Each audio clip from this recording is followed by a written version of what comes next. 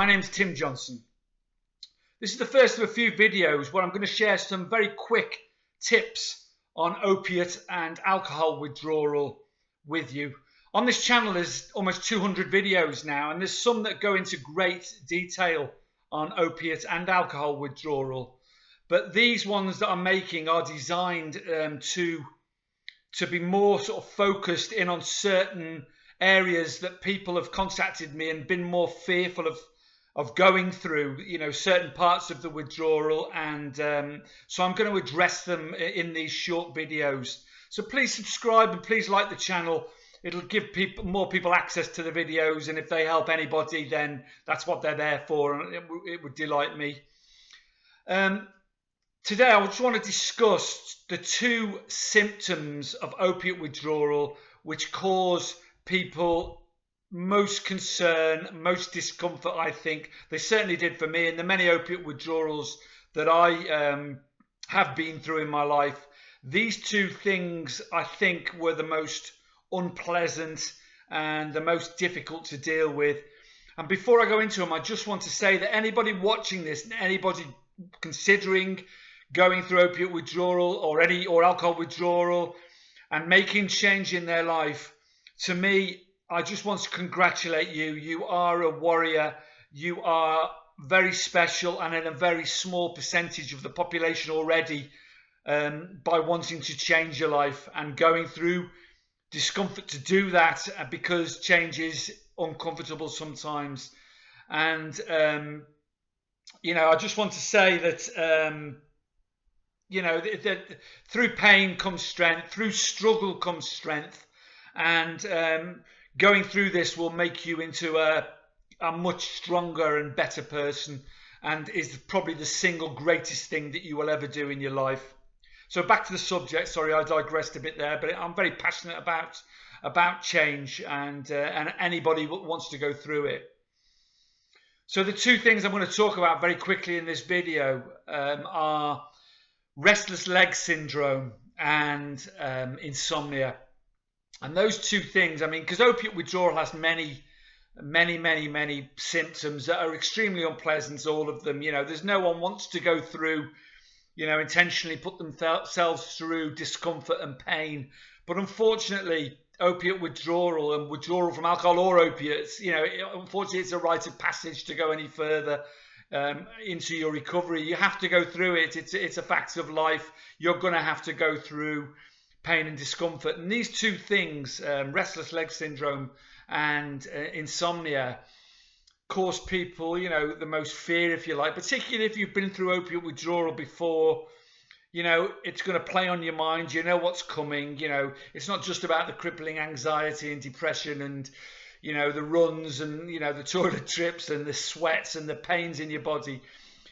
Insomnia and restless leg syndrome can last a couple of weeks or even longer in some people. I think depending on your metabolism, depending on the drug you used, depending on the amount of time you've used it for, the length of time, and all these things will affect it.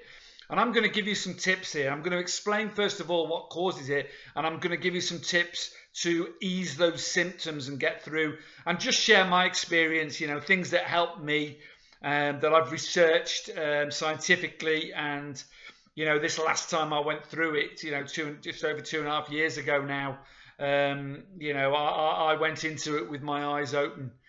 So when you take opiates, they sit on your brain, on your opiate receptors, basically. Without going into all the details, you can find all those in my other videos, the longer ones on opiate withdrawal. But what happens is, eventually, they stop your brain making dopamine. They slow the dopamine production down in your brain to a trickle. And when you suddenly stop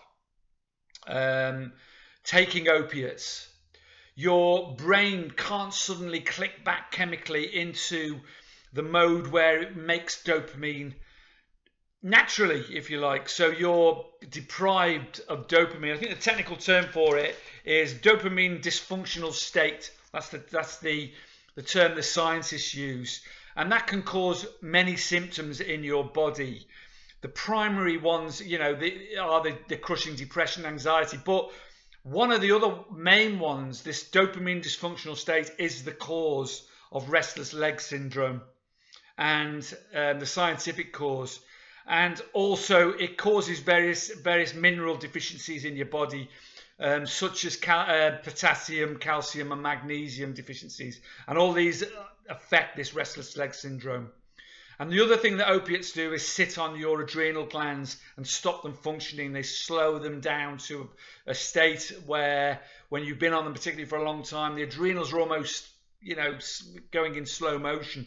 And when you suddenly take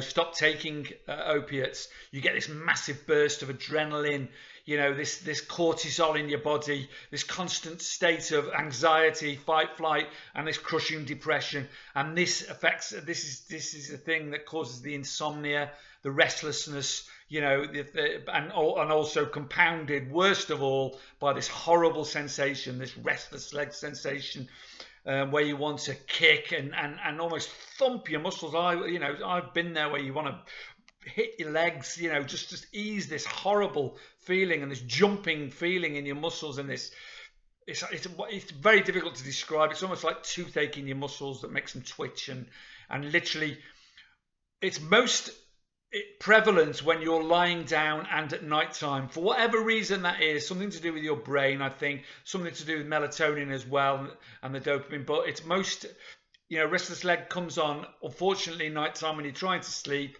and when you're lying down relaxing. So there's a few things you can do. First of all, for the restless leg syndrome, which will compound, and I'll give you a couple of things for sleep as well. And what I found from my last withdrawal was that if I took large quantities of potassium, calcium and magnesium, good supplements, I'm talking about, not the crap you buy at the supermarket, I'm talking about going to a bespoke, health shop and getting good supplements, potassium, calcium, magnesium, get those down you, start taking them before you even stop taking your opiates, and get them into your system. Eat plenty of bananas before bedtime, that sort of thing, things with potassium in them, foods. Also, start eating well. Before you even stop taking opiates, get some good nutrition inside you. And all this will help you, and plenty of fluids, and carry that on. You won't feel like eating much, but get plenty of nutrition inside you prior to, moving around will ease the restless leg syndrome, but that's only temporary. As soon as you stop moving and lie down again, it comes on again. Warm baths will help, and that will also help you with relaxing your muscles for your sleep. And also, I found really helpful rubbing Ralgex or Vic Vapor Rub into the muscles of my legs before lying down. So you've got all these supplements going into your body. You've got the Vicks and the Ralgex going into your legs, the hot baths. And, all these things will help the restless leg syndrome. And then, of course, your brain needs to start making dopamine again. So getting out every day, and even if you don't feel like it, into the fresh air and walking and exercising, even if it's just 20 minutes a day, will all help your body start to make these chemicals again and ease these symptoms and help them go quicker. If you don't do any of this, they could last weeks, and seriously, it drives you crazy. Supplements to take for sleep: melatonin I found useful, valerian root I found useful, chamomile tea I found useful. All these things you can buy in your local health shop. Get good supplements though. Like I say, I can't stress this enough. Get plenty of video games, plenty of YouTube videos, plenty of DVD, plenty of stuff to watch, films downloaded. You've got to keep your mind away from all this, from trying to sleep. The more you try to sleep and focus in on these symptoms that are going on in your body, obviously the less chance you've got of going to sleep.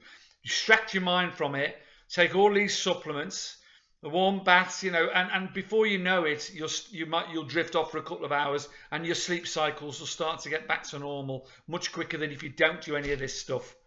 So that's the advice I would give you. There's also a drug you can go and see your doctor about if your restless leg syndrome is driving you absolutely crazy. and you can't, and it won't go with any of this sort of stuff, you know, and it's been a while. There's a drug called ropinirole. That's ropinirole, ropinirole. And that's a drug that increases dopamine in your brain, but it's a drug for Parkinson's disease.